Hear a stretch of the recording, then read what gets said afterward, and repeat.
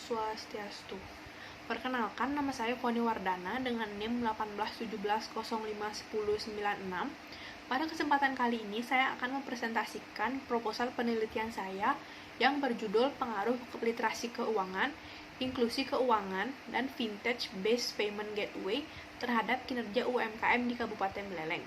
Namun sebelumnya, izinkan saya mengucapkan terima kasih kepada 3 dosen yang terlibat dalam proses penelitian ini. Yang pertama ada Ibu Lohgede Kusumadewi SEMSI selaku dosen pembimbing utama saya. Kemudian yang kedua ada Ibu Made Ariwahyuni SEMSI selaku dosen pembimbing pendamping saya. Dan yang terakhir ada Bapak Igede Putu Banu Astawa STMAK selaku dosen penelaah saya. Baik, selanjutnya izinkan saya untuk memulai presentasi ini, di mana penelitian ini dilatar belakangi oleh fenomena akan pentingnya peran UMKM dalam perekonomian. Hal ini dikarenakan melalui sektor UMKM muncul lebih banyak lapangan pekerjaan sehingga meningkatkan angka penyerapan tenaga kerja. Data dari Badan Pusat Statistik mengenai jumlah angkatan kerja menunjukkan bahwa pada bulan Agustus tahun 2021 jumlah angkatan kerja mencapai 140,15 juta orang, di mana angka ini naik sebesar 1,93 juta apabila dibandingkan pada bulan Agustus tahun 2020. Hal ini berarti tingkat partisipasi angkatan kerja naik sebesar 0,03%. Data dari Badan Pusat Statistik menunjukkan bahwa setelah krisis yang terjadi pada tahun 97, UMKM mampu menyerap 85 juta tenaga kerja dan terus mengalami peningkatan jumlah setiap tahunnya. Bahkan pada tahun 2021, jumlah UMKM mencapai angka 64,2 juta. UMKM juga berkontribusi terhadap produk domestik bruto atau PDB, di mana dapat dilihat pada data pada slide. Berdasarkan data dari Kementerian Koperasi, Usaha Kecil dan Menengah, dapat dilihat bahwa kontribusi UMKM terhadap produk domestik bruto terus meningkat dari tahun ke tahun. Kontribusi UMKM terhadap PDB atas dasar harga berlaku pada tahun 2019 sebesar 9 triliun 580 miliar 800 juta rupiah. Kontribusi ini naik sebesar 5,7% dari tahun sebelumnya. Besarnya kontribusi UMKM ini dikarenakan UMKM merupakan mayoritas penyumbang dari unit usaha di Indonesia. Sebanyak 64,2 juta unit usaha di Indonesia adalah UMKM. Apabila dibandingkan dengan usaha besar, hanya sebesar 5,5 ribu dari total unit usaha di Indonesia. Besarnya potensi yang dimiliki UMKM terhadap perekonomian negara tidak dapat memungkiri fakta bahwa UMKM masih memiliki banyak masalah yang dihadapi seiring perkembangannya. Manajemen bisnis, masalah terkait sumber daya manusia, pemasaran, pembiayaan, kepemilikan, dan berbagai masalah lain merupakan masalah yang seringkali menghambat perkembangan UMKM sehingga perkembangan UMKM itu sendiri dinilai lambat. Oleh karenanya, diperlukan upaya strategis untuk meningkatkan kinerja UMKM. Bali sebagai bagian dari wilayah Indonesia juga tidak terlepas keterlibatannya dengan UMKM, di mana masyarakat Bali melakukan pemenuhan kebutuhannya dengan mendirikan UMKM. Kabupaten Buleleng merupakan bagian terluas dari Provinsi Bali dengan jumlah penduduk mencapai 687.200 jiwa. Berdasarkan data dari Dinas Koperasi Usaha Kecil dan Menengah Kabupaten Buleleng pada tahun 2020, usaha mikro mengalami peningkatan setiap tahunnya. Data tertera memaparkan jumlah UMKM yang tersebar di 9 kecamatan di daerah Kabupaten Buleleng. Pada tahun 2020, total UMKM yang tersebar di Kabupaten Buleleng mencapai angka 794 unit, dengan penyebaran terbesar berada di Kecamatan Buleleng sebesar 284 unit. Menurut UMA dan kawan-kawan, pada tahun 2017, tingginya angka perkembangan UMKM di Kecamatan Buleleng ini dikarenakan Kecamatan Buleleng merupakan pusat dari Kabupaten Buleleng. Hal ini berarti segala kegiatan maupun aktivitas usaha dengan berbagai macam bidang berkembang lebih banyak di Kecamatan Buleleng. Namun pada kenyataannya, peningkatan angka pertumbuhan UMKM di Kabupaten Buleleng ini tidak diimbangi dengan kinerjanya. Sebagian besar UMKM di Kabupaten Buleleng cenderung stuck dan hanya berdiam di tempat selama pelaksanaannya. Informasi ini mendasar pada data Badan Pusat Statistik Provinsi Bali pada tahun 2018 yang memaparkan bahwa UMKM di Kabupaten Buleleng menempati posisi pertama untuk prospek usaha yang kurang baik. Menempati posisi pertama berarti perkembangan usaha dari pelaku UMKM di Kabupaten Buleleng cenderung mengalami penurunan atau hanya berjalan di tempat. Prospek usaha atau kinerja UMKM dipengaruhi oleh beberapa penyebab. Salah satunya adalah literasi keuangan, di mana pada UMKM, literasi keuangan ini memberikan peningkatan kemampuan dalam pengelolaan keuangan serta akses yang membuatnya menjadi lebih berkembang. Berdasarkan Survei Nasional Literasi dan Inklusi Keuangan pada tahun 2019, menyatakan bahwa tingkat literasi keuangan pada UMKM di Bali hanya mampu menyentuh angka 38% pada skala nasional, sementara standarnya sendiri yakni 75%. Kemudian permasalahan literasi keuangan juga terjadi pada UMKM di Kabupaten Beleleng, di mana berdasarkan Survei Nasional Literasi dan Inklusi Keuangan pada tahun 2016 menyatakan literasi keuangan di Kabupaten Beleleng hanya mampu mencapai angka 32,4%. Angka ini menunjukkan tidak sistematisnya pengelolaan keuangan yang dilakukan oleh para pelaku UMKM di Kabupaten Beleleng. Hal ini, menurut Setiorini dan kawan-kawan pada tahun 2012, menyebabkan perkembangan usaha, khususnya dalam hal kinerja keuangan, tidak dapat diketahui secara jelas. Rendahnya literasi keuangan pada UMKM di Kabupaten Beleleng juga terlihat pada saat peneliti melakukan observasi awal dengan mewawancarai beberapa pelaku UMKM. Dari hasil wawancara tersebut terlihat bahwa masih banyak UMKM di Kabupaten Beleleng yang tidak mengetahui kondisi keuangan usahanya, tidak memiliki tujuan keuangan jangka panjang, tidak melakukan pemisahan antara keuangan pribadi dan keuangan usaha, serta mudah terkena investasi bodong. Hal ini merupakan dampak dari indikasi literasi keuangan yang rendah, di mana literasi keuangan yang rendah dalam jangka panjang tidak akan memungkinkan UMKM yang seperti itu untuk tetap bertahan dan berkembang. Permasalahan lain yang menghambat perkembangan UMKM terkait kinerjanya yakni ada akses permodalan. Permasalahan akses permodalan ini menyangkut kendala administrasi dan kendala lain yang menyebabkan sulitnya bagi pelaku UMKM dalam mendapatkan akses pembiayaan. Dalam penelitian Sanis Tasher dan kawan-kawan pada tahun 2019, hambatan dalam mendapatkan akses pembiayaan ini biasanya karena tingginya persyaratan dari bank sehingga terkadang sulit untuk dipenuhi oleh pelaku UMKM. Inklusi keuangan digadang-gadang dapat menjadi jalan keluar untuk mengurangi hambatan yang dialami pelaku UMKM dalam mengakses layanan keuangan. Menurut Dev, pada tahun 2006, inklusi keuangan dapat dipergunakan sebagai alat untuk mengatasi keterbatasan yang dimiliki masyarakat, terutama di pedesaan dengan cakupan layanan yang lebih luas. Sementara dalam penelitiannya, Sanjaya pada tahun 2014 mengungkapkan bahwa saat ini inklusi keuangan telah menjadi salah satu agenda penting di berbagai negara, termasuk Indonesia. Hal ini terlihat pada bulan Juni tahun 2012, di mana Bank Indonesia menjalin kerjasama dengan Sekretariat Wakil Presiden Tim Nasional Percepatan Penanggulangan Kemiskinan atau TN2PK dan Badan Kebijakan Fiskal Kementerian Keuangan dengan mengeluarkan Strategi Nasional Keuangan Inklusif atau SNKI. Selain itu, Rencana Pembangunan Jangka Menengah Nasional tahun 2015 hingga tahun 2019 sebagai penjabaran dari Nawacita juga mencantumkan mengenai upaya perluasan akses masyarakat terhadap layanan keuangan.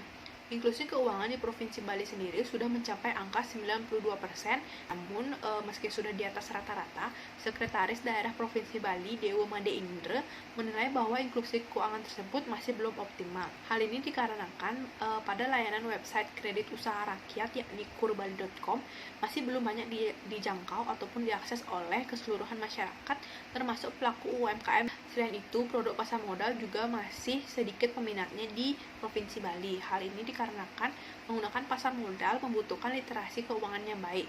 Adapun sasaran inklusi keuangan ini merupakan seluruh jenis kelompok masyarakat dengan mencakup 3 dimensi keuangan inklusif, yaitu ada akses, penggunaan, dan kualitas. Bila melihat dari sisi kebijakan sistem pembayaran, strategi dari inklusi keuangan mendorong peningkatan akses masyarakat menuju bank melalui penurunan biaya transaksi dan mendorong penggunaan digital payment. Digital payment sebagai bagian dari fintech merupakan perpaduan dari jasa keuangan dengan teknologi yang menghasilkan model bisnis modern.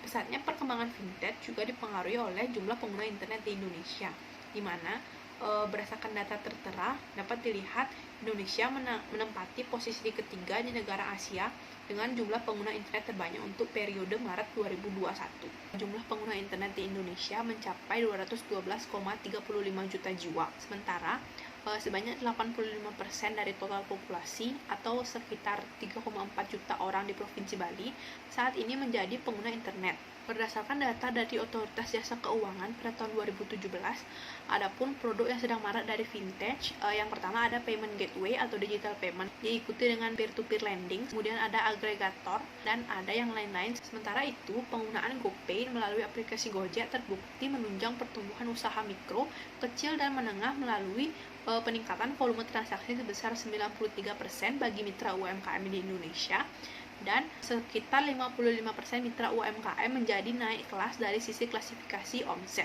Hal ini mengindikasikan adanya pengaruh payment gateway terhadap kinerja UMKM. Bila melihat di lapangan, tidak sedikit para pelaku UMKM di Provinsi Bali yang mulai beralih menuju digitalisasi sebagai penunjang keberlanjutan usahanya. Namun, pada beberapa UMKM belum menerapkan digital payment atau payment gateway dalam pengelolaan usahanya.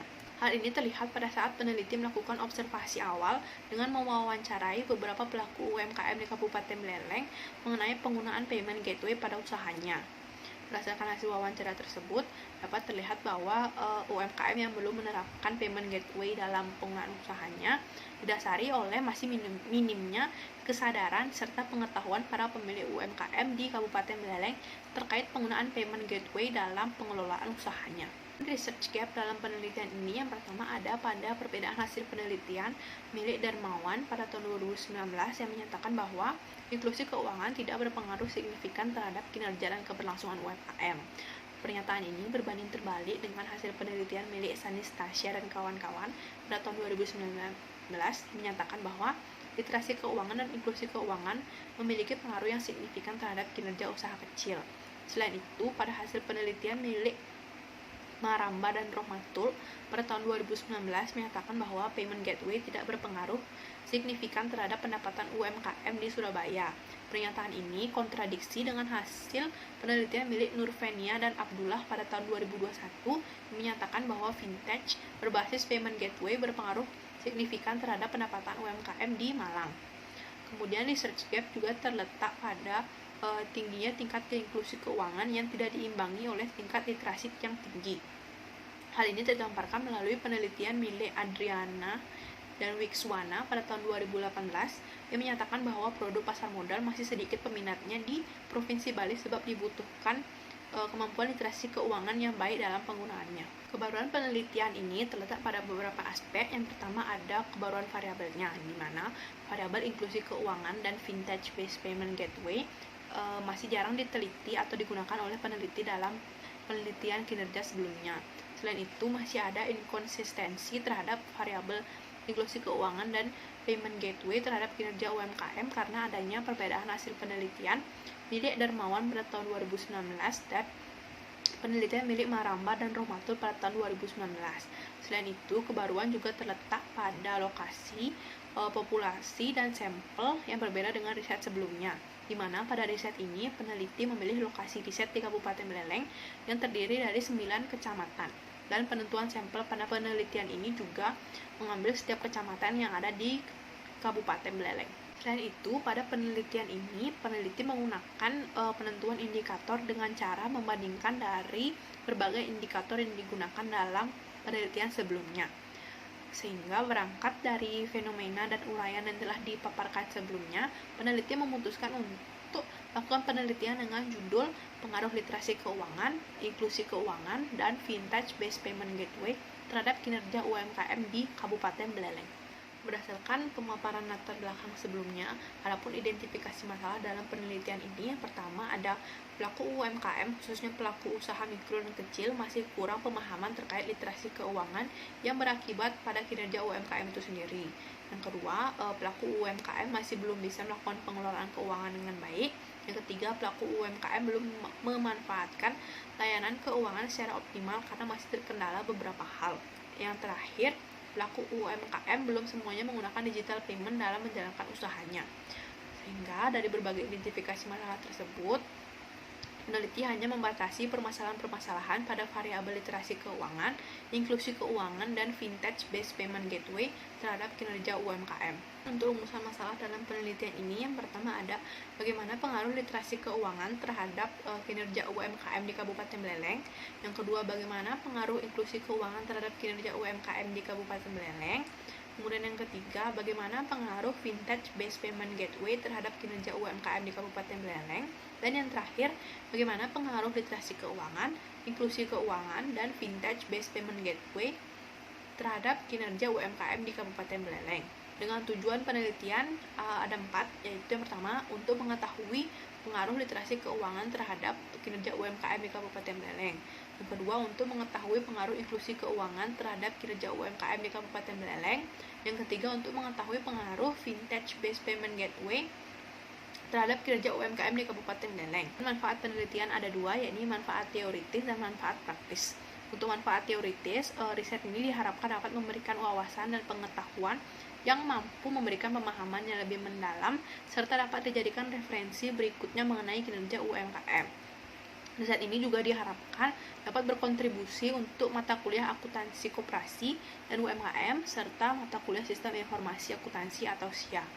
Selanjutnya, manfaat praktis ada 4. Yang pertama, ini bagi pelaku UMKM, yakni hasil riset diharapkan dapat dipergunakan untuk pengambilan keputusan yang baik untuk kinerja dari pelaku usaha itu sendiri serta mampu mengelola keuangan usahanya dengan baik. Manfaat yang kedua bagi peneliti, di mana hasil riset diharapkan dapat menambah wawasan mengenai literasi keuangan, inklusi keuangan, dan vintage-based payment gateway serta kinerja UMKM itu sendiri. Yang ketiga, bagi Universitas Pendidikan Ganesha, riset ini diharapkan dapat digunakan untuk menambah referensi sebagai bahan penelitian lanjutan yang lebih mendalam pada masa yang akan datang. Dan yang terakhir, bagi Dinas Koperasi dan UMKM Kabupaten Buleleng, riset ini diharapkan dapat dipergunakan sebagai bahan pertimbangan bagi Dinas Koperasi dan UMKM Kabupaten Buleleng terkait hal-hal yang dapat mendukung peningkatan kualitas UMKM di Kabupaten Buleleng. Selanjutnya kita masuk ke bagian ingredient teori, di mana penelitian ini menggunakan teori atribusi. Menurut Mardiana dalam penelitian milik Suwardani pada tahun 2020, teori atribusi ini pertama kali dikenalkan oleh Heider pada tahun 1958 dan merupakan pengembangan dari Native Theory of Action, di mana teori atribusi ini merupakan teori yang menjelaskan tentang faktor-faktor yang dapat mempengaruhi tindakan orang lain. Teori atribusi juga memaparkan serta mencoba untuk mengidentifikasi apa yang menjadi motivasi atau motif seseorang dalam melakukan suatu tindakan. Selain itu, teori atribusi juga menyatakan bahwa tindakan seseorang dapat timbul dari 2 faktor, yakni dari dalam dan luar diri individu. Selanjutnya kita masuk ke deskripsi teoritis. Yang pertama ada kinerja.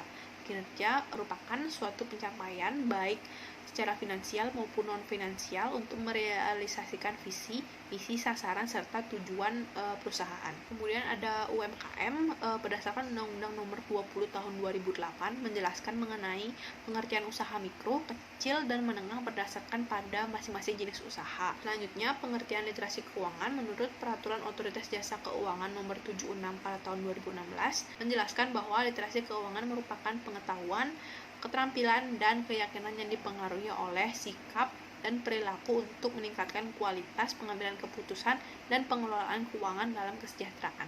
Selanjutnya, menurut Peraturan Presiden Republik Indonesia Nomor 82 Tahun 2016 tentang Strategi Nasional Keuangan Inklusif, inklusi keuangan merupakan suatu kondisi di mana setiap anggota masyarakat memiliki akses terhadap berbagai layanan keuangan formal yang berkualitas, tepat waktu, lancar, dan aman dengan biaya terjangkau sesuai dengan kebutuhan dan kemampuan masing-masing. Sementara payment gateway menurut penelitian milik Diki dan Eric dan kawan-kawan pada tahun 2017 menjelaskan bahwa payment gateway merupakan metode pembayaran untuk transaksi yang sifatnya digital.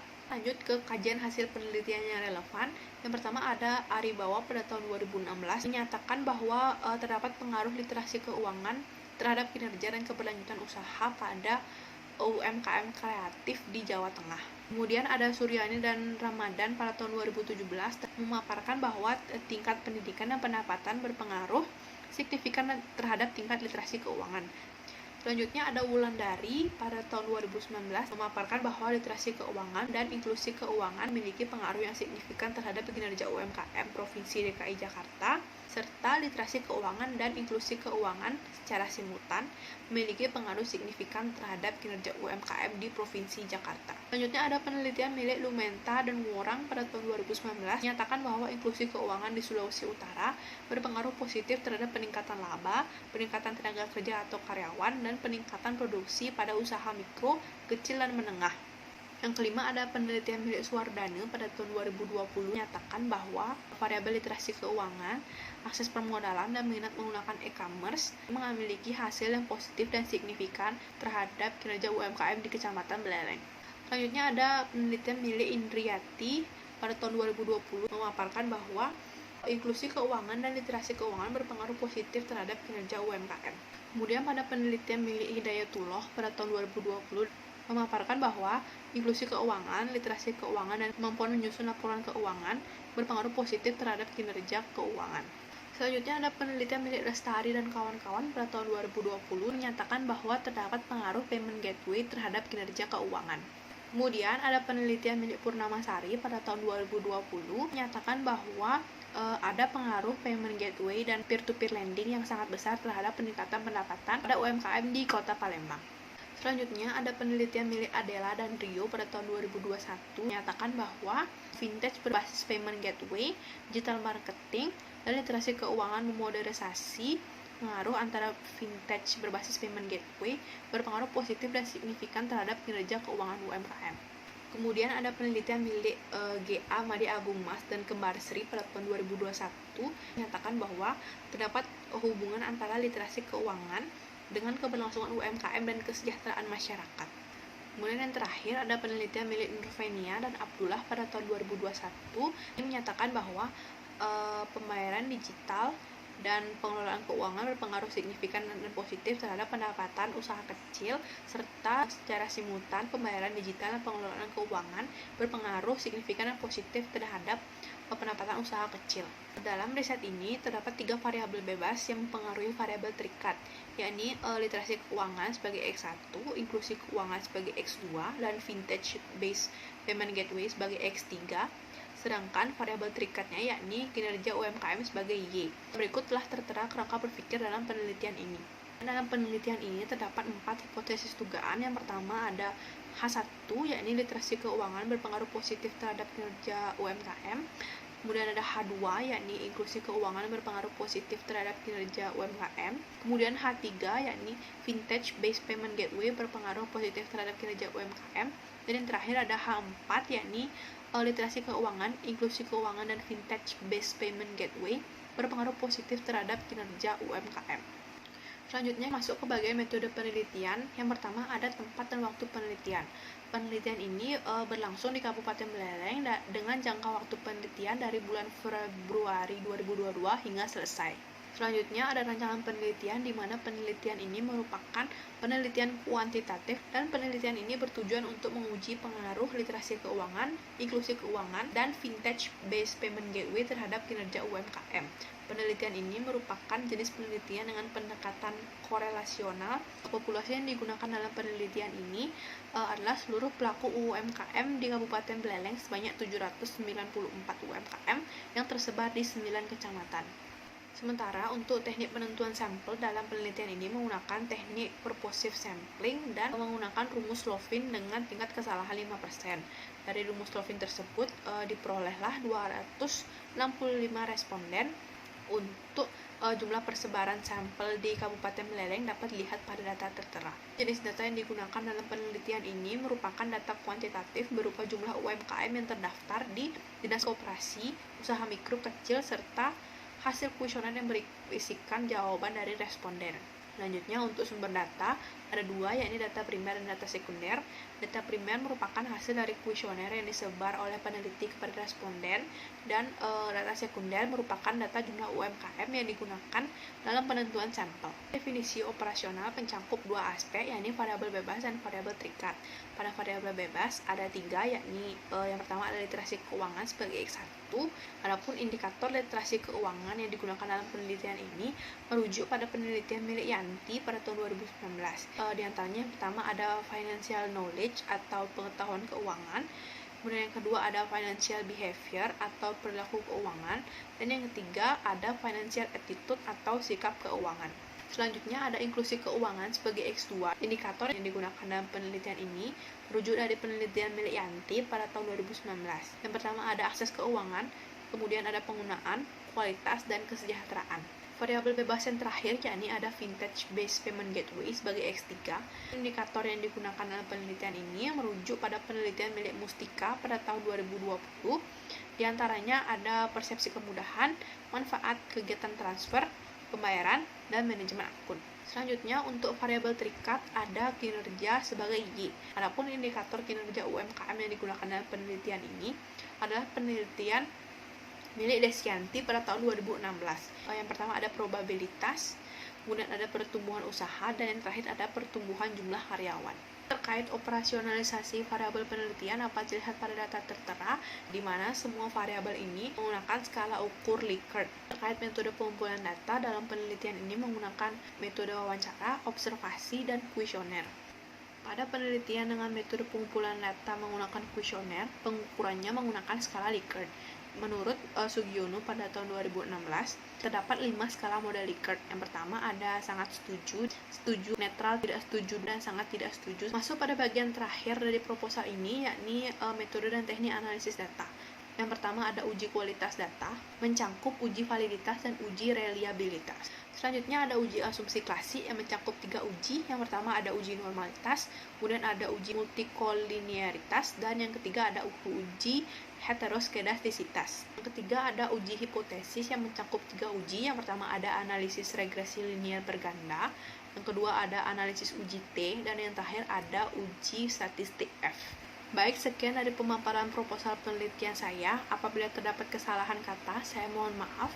Dan saya akhiri presentasi ini dengan Parama Santi. Om Santi, Santi, Santi Om.